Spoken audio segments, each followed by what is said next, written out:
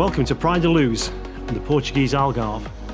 We're here for Christmas, but as you won't see this until mid-January, we won't dwell on that too much. But we're staying at a nice campsite, the Torres Campo, which is part of the Yellow group. Now don't be put off by what looks like some sandy approach roads and small pitches. This is a well-appointed site. The shower blocks, the toilets, the bars, the swimming pools, indoor and out, are very, very well equipped. The reception area was very efficient and we were treated in a very friendly way by the staff. And all in all, I had a pretty positive experience and wouldn't hesitate to come back again.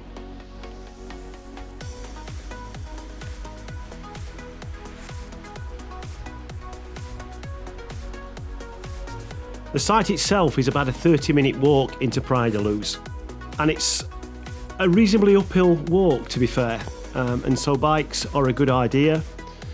It is doable, it's just if somebody's struggling with mobility, then they might find it a bit difficult because it's quite a climb up and a drop down the hill to the beach, and vice versa, obviously coming back.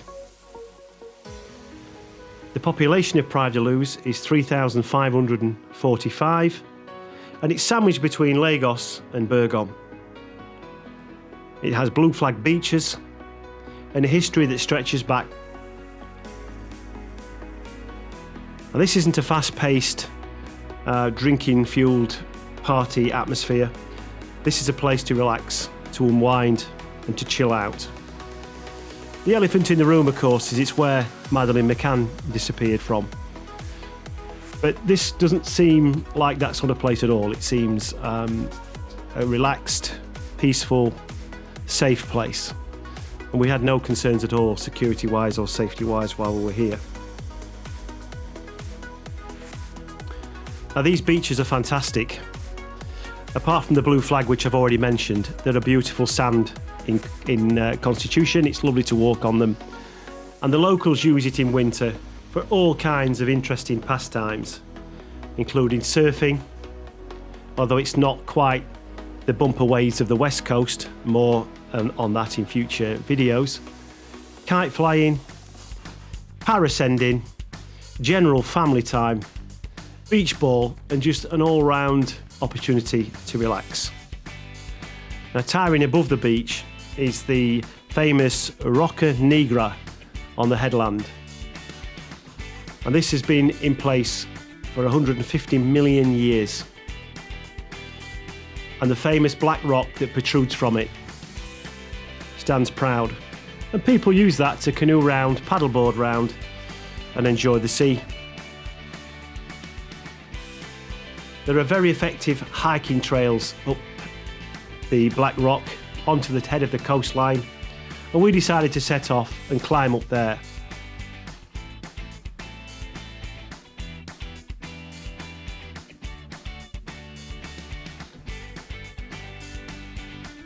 Now, it's quite a robust walk up this hill, and you do need stout footwear on, and there's a couple of places where balance needs to be paid attention to. But it isn't exceptional, it isn't like walking up a mountain. You can get up there, and we managed it in fairly quick time. And from up there you get a fantastic view, back over Praia da Luz, but also out to sea. And it gives you a good opportunity to get your bearings around the part of the coast that you're on. As you walk up the hill, the obelisk comes into view. And this is quite a big structure, reaching out above.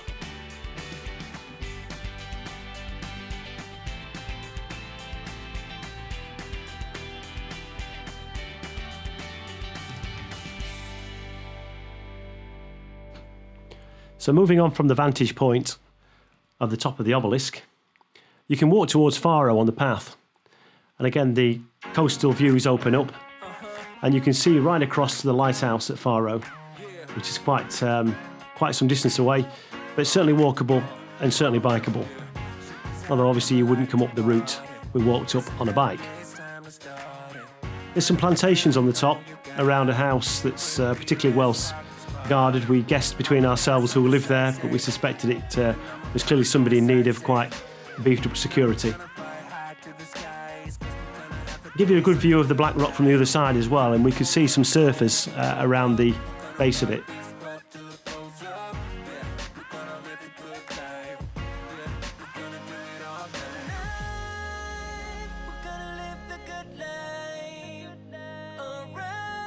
Now, in terms of temperature, we're thinking that average temperature for this area is about 15-16 degrees during the day at this time of year, and it falls during the night.